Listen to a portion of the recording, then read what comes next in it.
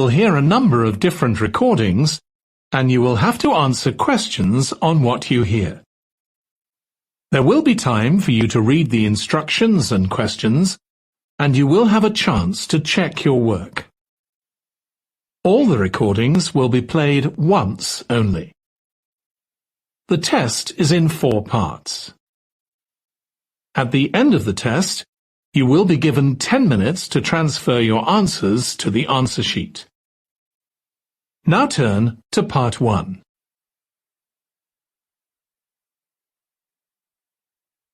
Part 1. You will hear a woman phoning a friend to get information about a job agency. First, you have some time to look at questions 1 to 5.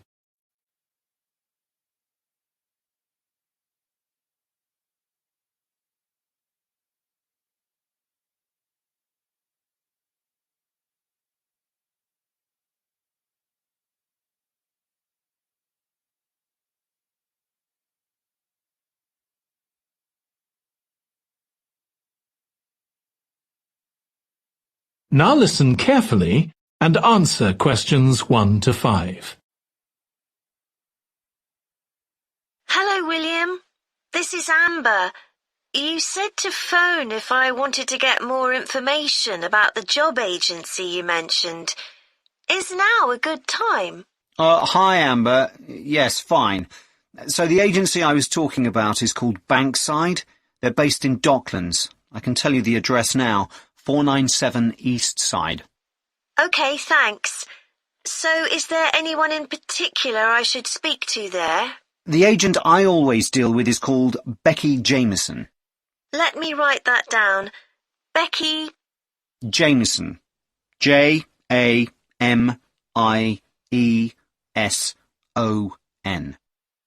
Do you have her direct line? Yes, it's in my contacts somewhere. Right, here we are. 07866 510 333. I wouldn't call her until the afternoon if I were you. She's always really busy in the morning trying to fill last-minute vacancies. She's really helpful and friendly, so I'm sure it would be worth getting in touch with her for an informal chat. It's mainly clerical and admin jobs they deal with, isn't it? That's right. I know you're hoping to find a full-time job in the media eventually, but Becky mostly recruits temporary staff for the finance sector, which will look good on your CV, and generally pays better too. Yeah, I'm just a bit worried because I don't have much office experience. I wouldn't worry. They'll probably start you as a receptionist or something like that. So what's important for that kind of job isn't so much having business skills or knowing lots of different computer systems, it's communication that really matters, so you'd be fine there. And you'll pick up office skills really quickly on the job. It's not that complicated. OK, good. So how long do people generally need temporary staff for? It would be great if I could get something lasting at least a month. That shouldn't be too difficult. But you're more likely to be offered something for a week at first, which might get extended. It's unusual to be sent somewhere for just a day or two. Right. I've heard the pay isn't too bad. Better than working in a shop or a restaurant. Oh, yes, definitely. The hourly rate is about £10, $11 if you're lucky. That's pretty good. I was only expecting to get £8 or £9 an hour. Before you hear the rest of the conversation, you have some time to look at questions 6 to 10.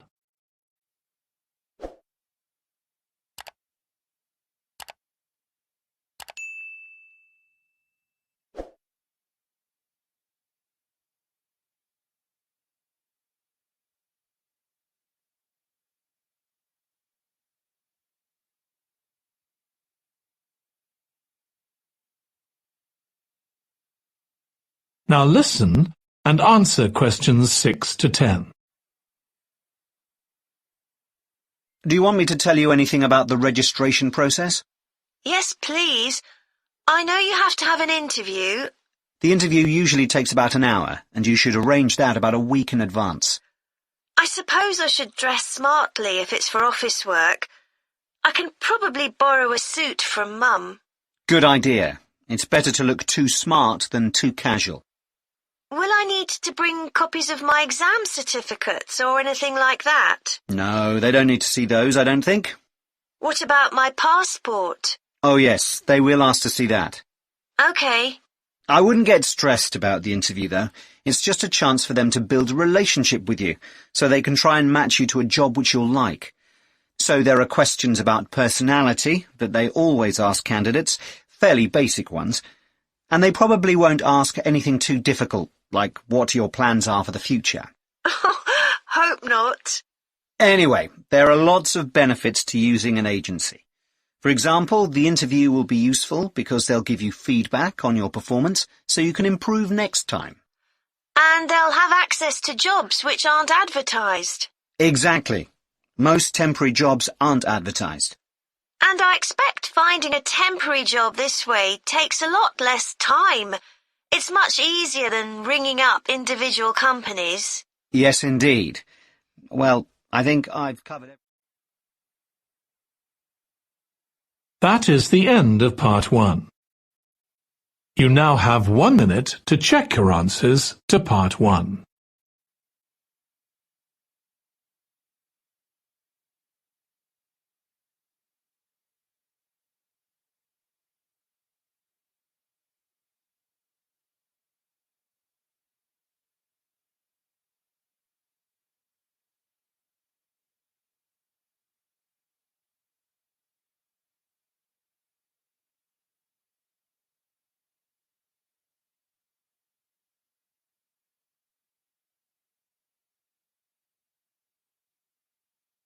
Part 2. You will hear a woman giving a presentation about a holiday on an island in Britain that her company organises. First, you have some time to look at questions 11 to 14.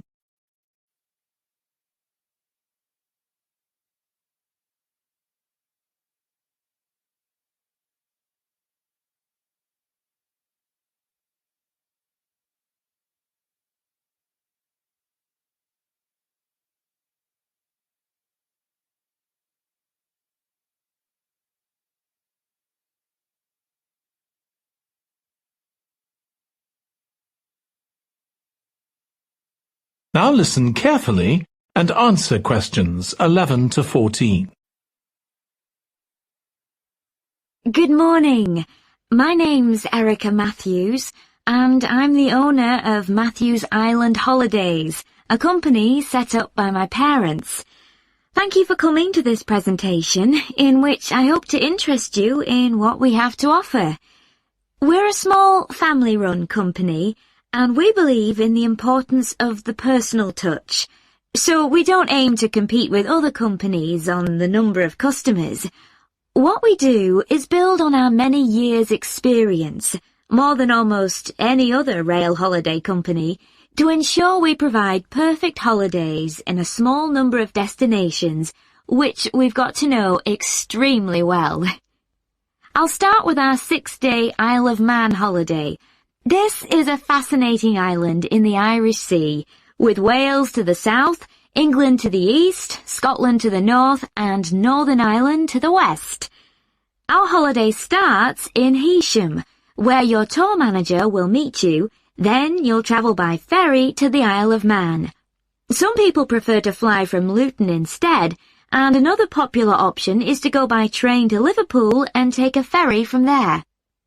You have 5 nights in the hotel, and the price covers 5 breakfasts and dinners, and lunch on the 3 days when there are organised trips. Day 4 is free, and most people have lunch in a cafe or restaurant in Douglas. The price of the holiday includes the ferry to the Isle of Man, all travel on the island, the hotel, and the meals I've mentioned.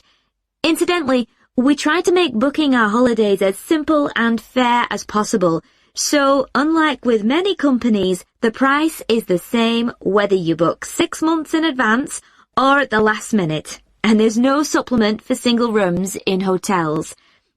If you make a booking, then need to change the start date, for example because of illness, you're welcome to change to an alternative date or a different tour for a small administrative fee. Before you hear the rest of the talk, You have some time to look at questions 15 to 20.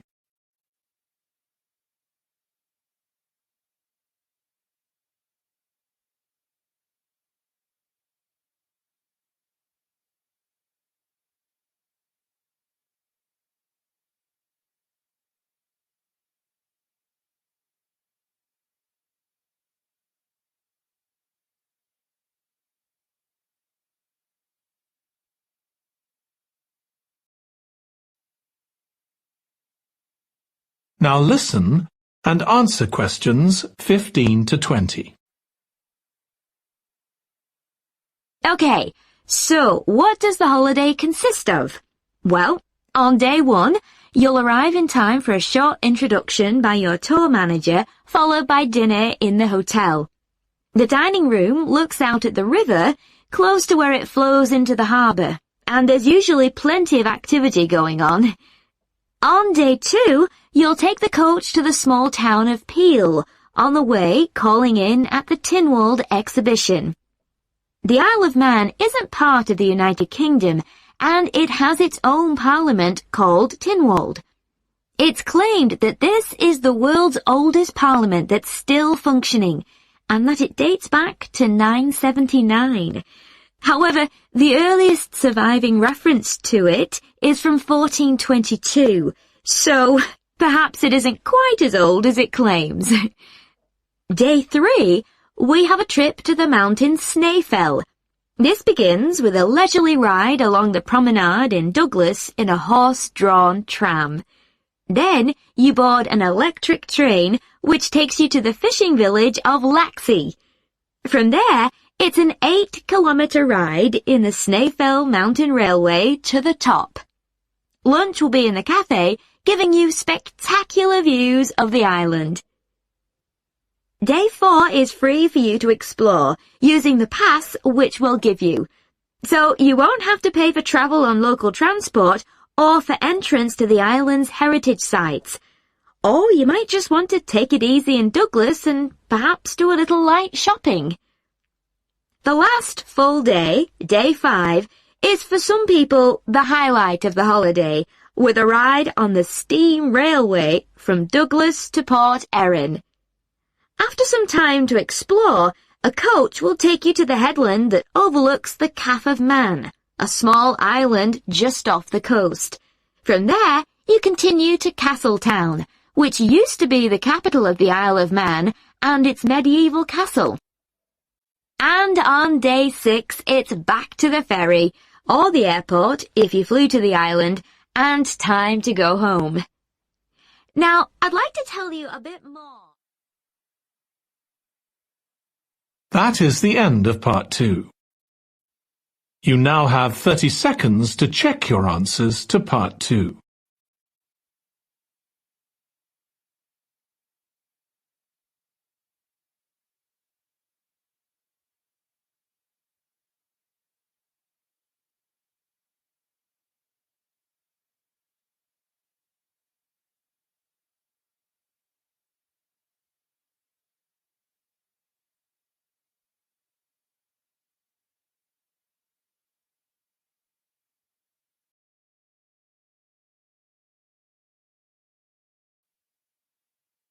Part 3.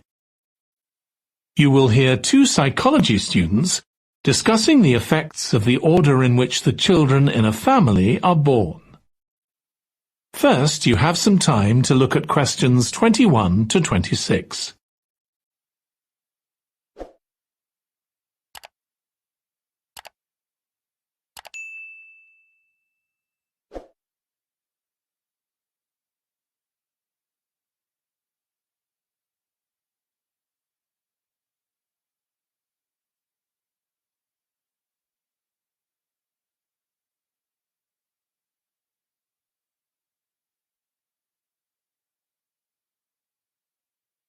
Now listen carefully and answer questions 21 to 26.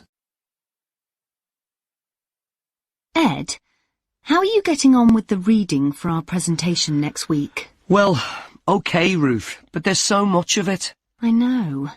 I hadn't realised birth order was such a popular area of research. but the stuff on birth order and personality is mostly unreliable.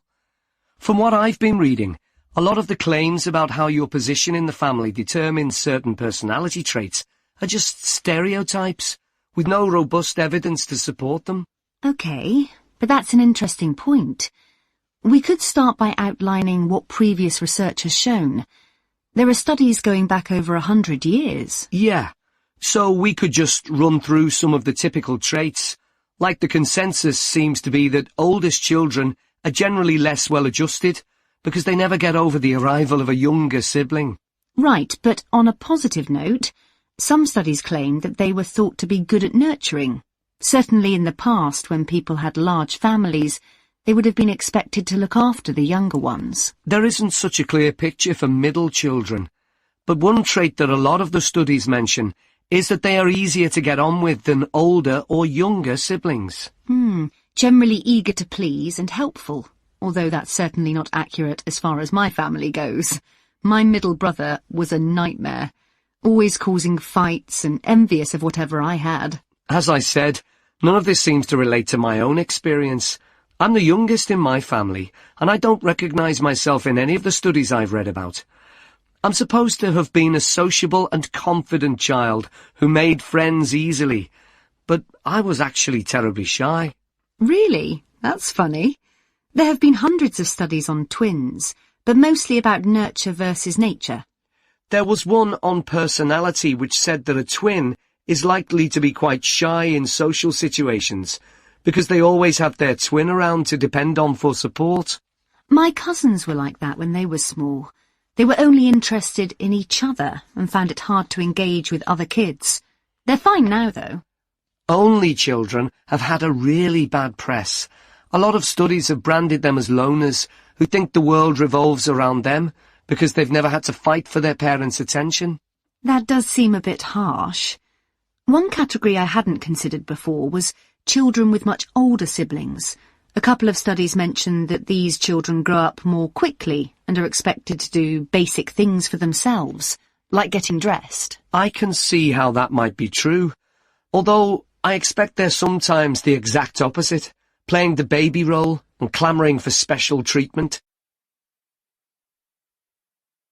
Before you hear the rest of the discussion, you have some time to look at questions 27 to 30.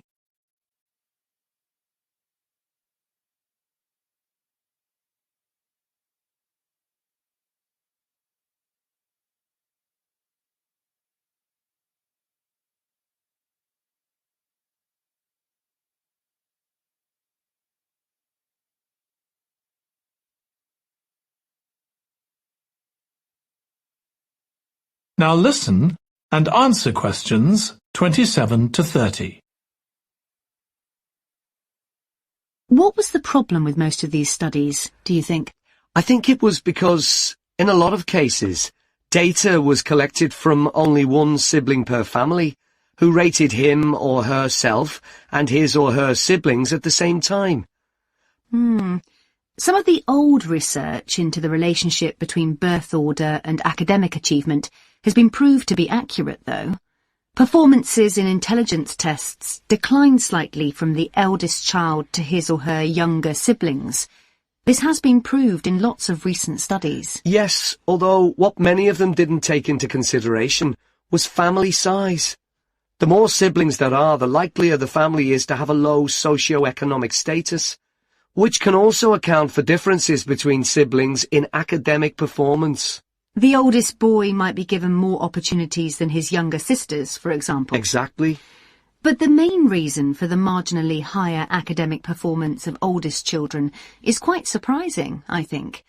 It's not only that they benefit intellectually from extra attention at a young age, which is what I would have expected.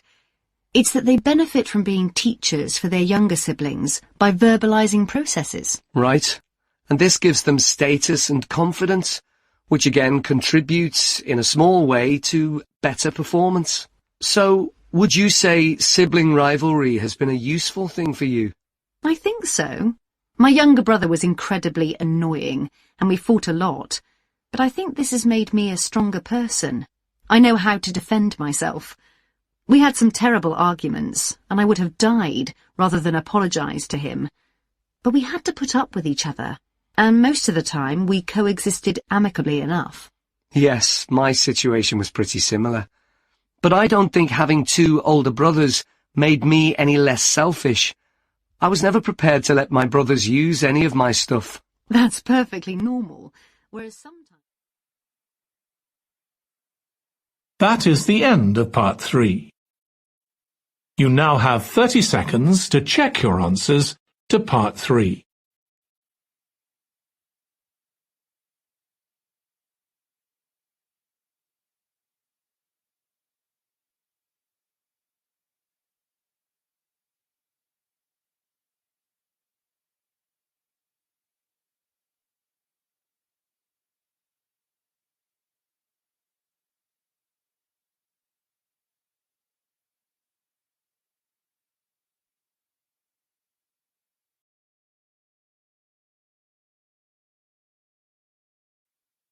Part 4. You will hear a student giving a presentation about a type of tree known as the eucalyptus, which is common in Australia. First, you have some time to look at questions 31 to 40.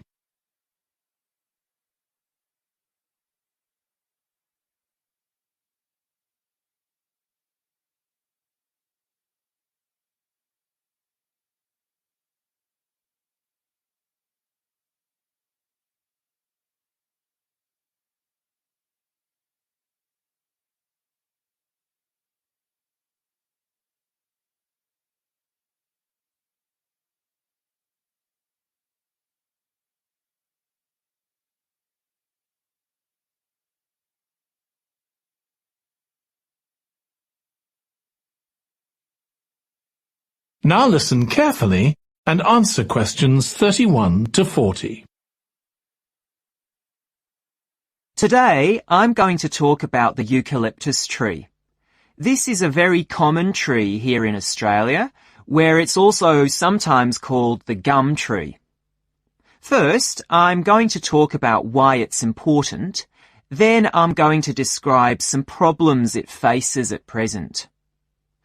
Right, well, the eucalyptus tree is an important tree for lots of reasons.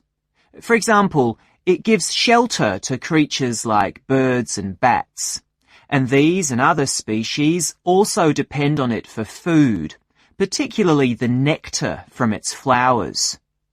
So it supports biodiversity.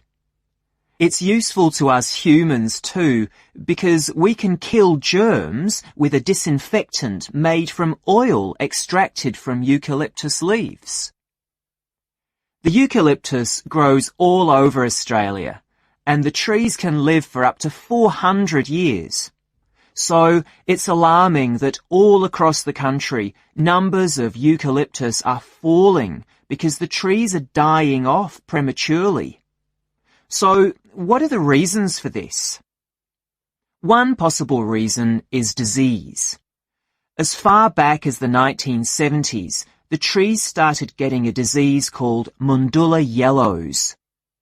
The tree's leaves would gradually turn yellow, then the tree would die.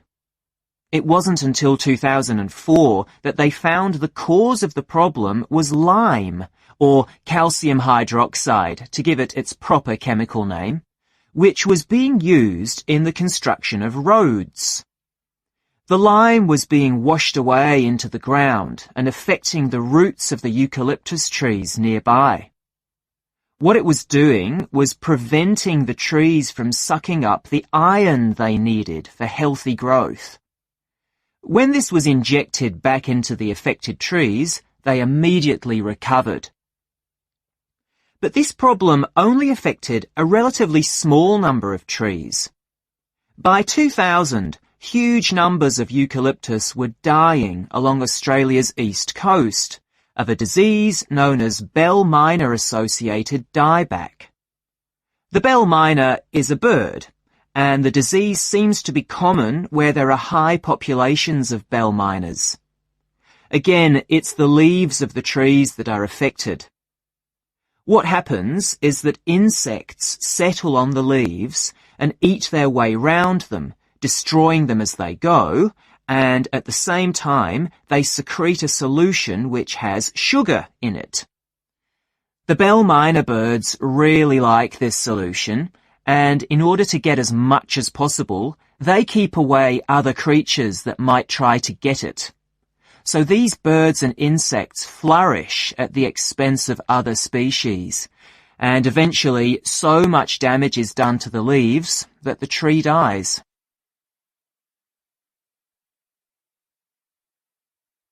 But experts say that trees can start looking sick before any sign of bell miner associated dieback. So it looks as if the problem might have another explanation. One possibility is that it's to do with the huge bushfires that we have in Australia. A theory proposed over 40 years ago by ecologist William Jackson is that the frequency of bushfires in a particular region affects the type of vegetation that grows there. If there are very frequent bushfires in a region, this encourages grass to grow afterwards, while if the bushfires are rather less frequent, this results in the growth of eucalyptus forests. So why is this? Why do fairly frequent bushfires actually support the growth of eucalyptus? Well, one reason is that the fire stops the growth of other species which would consume water needed by eucalyptus trees. And there's another reason. If these other quick-growing species of bushes and plants are allowed to proliferate, they harm the eucalyptus in another way by affecting the composition of the soil and removing nutrients from it. So some bushfires are actually essential for the eucalyptus to survive as long as they are not too frequent. In fact, there's evidence that Australia's Indigenous people practiced regular burning of bushland for thousands of years before the arrival of the Europeans. But since Europeans arrived on the continent, the number of bushfires has been strictly controlled. Now, scientists believe that this reduced frequency of bushfires to low levels has led to what's known as dry rainforest, which seems an odd name as usually we associate tropical rainforest with wet conditions. And what's special about this type of rainforest? Well, unlike tropical rainforest, which is a rich ecosystem, this type of ecosystem is usually a simple one. It has very thick, dense vegetation, but not much variety of species. The vegetation provides lots of shade, so one species that does find it ideal is the bell miner bird, which builds its nests in the undergrowth there. But again, that's not helpful for the eucalyptus tree. That is the end of part 4. You now have 1 minute to check your answers to part 4.